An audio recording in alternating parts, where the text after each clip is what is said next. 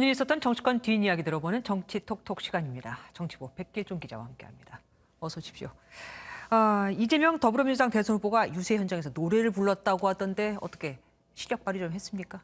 네, 조금 전 리포트에서도 들으셨다시피 이재명 후보는 오늘 충주 유세 현장에서 노래를 불렀는데요. 부인 김혜경 씨의 고향이 충청도죠.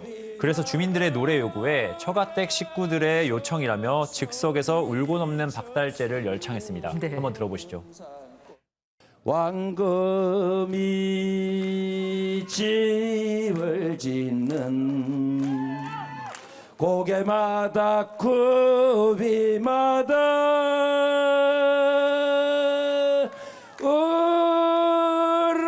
울어서 소리쳤소 이 가슴이 터지도록. 네, 노래를 부른 뒤 이 후보는 음치인 게 들통났다며 음치인 이유를 설명했는데요. 그 발언이 의미심장합니다. 음치 완전히 들통나 버렸습니다. 제가 이제 룸사롱에서는 술을 잘 안 먹기 때문에 노래는 잘 못합니다. 보통 노래하면 노래방 얘기를 하잖아요. 근데 이렇게 룸사롱 얘기가 나온 이유가 있겠죠? 물론 그 이유가 있습니다. 마치 이제 일부러 이 얘기를 하려고 노래를 부른 것 같은데요. 이 후보가 연단에 서기 전에 진성준 민주당 의원이 먼저 연설에 나섰는데 검사들이 유흥주점을 많이 다닌다는 속설을 가져와 윤 후보를 공격한 겁니다. 그런데 누가 저한테 그거 어떻게 배웠냐면 몸에 익혔냐면 검사들이 룸사롱에 가서 술을 먹고 노래를 부르다가 점수가 잘 나오면 어퍼컷을 한답니다. 진 의원은 한 발 더 나아가 술꾼 후보는 라마다 호텔로, 일꾼 후보는 청와대로 보내야 한다고 말했는데요. 라마다 호텔은 윤 후보의 배우자 김건희 씨의 이른바 줄리 의혹이 불거진 유흥업소가 있던 것으로 알려진 곳입니다. 대선이 다가왔을 거예요. 발언이 점점 강해지고 또 세지고 있습니다. 국민의힘도 가만히 있지 않았을 거 아니에요. 네, 이준석 국민의힘 대표는 이재명 후보의 어제 청주 유세 발언을 문제 삼으며 이 후보가 이성을 잃어가고 있다고 SNS를 통해 비판했는데요. 문제의 발언은 지난해 말부터 시작됐습니다. 그래서 과거에 어떤 정권도 이런 짓을 못했습니다. 겁이 나서. 근데 여기는 겁이 없어요. 대통령 임기연연이 뭐가 대단하다고.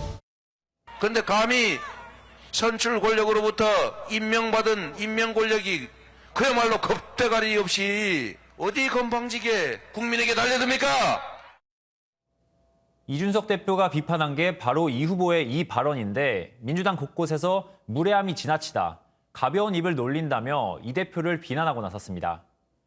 이 대표는 또 이 후보가 아시아나 거점 공항은 무한국제공항으로 라는 짧은 메시지를 SNS에 올리며 지역 경제를 살리겠다는 의지를 보이자 즉각 SNS에 댓글을 달아 거점 공항이 뭔지 알고 하시는 이야기냐며 거점 공항이 바뀌면 국제선이 인천이나 김포가 아닌 무안으로 들어오게 된다는 점을 비판했습니다. 국민의힘은 이재명 후보 큰아들에 대해서 또 채용 의혹을 제기했습니다.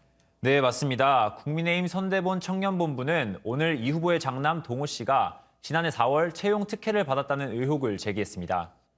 이 씨가 들어간 사모펀드 HYK 파트너스는 경방이란 회사의 자회사인데요. 경방은 지난 2019년 섬유공장으로 사용하던 폐공장 부지를 물류단지로 개발하기 위해 경기도에 재개발 승인 고시를 요청해 1년 만인 2020년 9월 경기지사 명의의 승인 고시를 받았습니다. 경방은 해당 부지를 1,550억 원에 매각했는데 국민의힘은 승인 고시 지자체 심사 과정이 약 2년 소요된다는 점을 고려하면 이재명 당시 경기지사의 특혜가 있었을 것이라고 주장했습니다. 민주당은 이 같은 주장에 허위사실 유포에 대한 책임을 물겠다며 강하게 반발했습니다. 이 씨가 관련 학과인 경영학과를 나왔고 금융권 재직 경력은 없지만 인턴 경험을 인정받아 정상적으로 입사했다는 설명입니다. 문재인 대통령이 25일 만에 외부 활동에 나섰는데 호남을 찾아서 문재인 정부를 기억해달라 이렇게 얘기를 했습니다. 네, 문 대통령은 오늘 전북 군산조선소 재가동을 위한 협약식에 참석했습니다. 문 대통령은 최근 대선이 임박하자 평소 일주일에 1, 2회 정도 있던 외부 일정을 자제해왔었죠. 문 대통령 재임 기간에 군산에서는 자동차 공장과 조선소가 문을 닫으면서 아픈 손가락으로 꼽았던 만큼 애틋한 감정을 드러냈습니다.